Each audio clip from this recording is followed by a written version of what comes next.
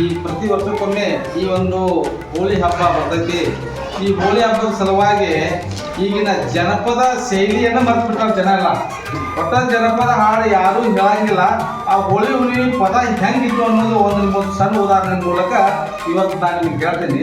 ಈಗಿನ ಹುಡುಗರೆಲ್ಲ ಏನಪ್ಪ ಅಂದ್ರೆ DJ ಹಚ್ಚಿ ಬರೀ ಕುಣಿಯೋಟ ಮಾಡತ್ತಾರೆ. ಒಟ್ಟ ಬರೀ DJ ಆದ ಈಗ ಅನ್ನುವಂಥದ್ದು. ಅದಕ್ಕೆ ಈ ನಮ್ಮ ಜನಪದ ಶೈಲಿ ಅನ್ನುವಂಥದ್ದನ್ನ ನಾವೊಂದು ಹಾಡಿನ ಮೂಲಕ ಯಾವ ರೀತಿ ಇತ್ತು ಅನ್ನುವಂಥದ್ದನ್ನ ಇವತ್ತು ಕೇಳ್ತೇನೆ. ಹಾಸಗಲ್ಲಿನ ಮ್ಯಾಲ ಹಾದ ಹೋದವನಾರ ಪಾದ ಮೂಡ್ಯಾವ ಪರಿ ಪರಿಯೋ, ಪಾದ ಮೂಡ್ಯಾವ ಪರಿ ಪರಿಯ ಹಾದ ಹೋಗ್ಯಾನು ನಮ್ಮ ಬಸವ.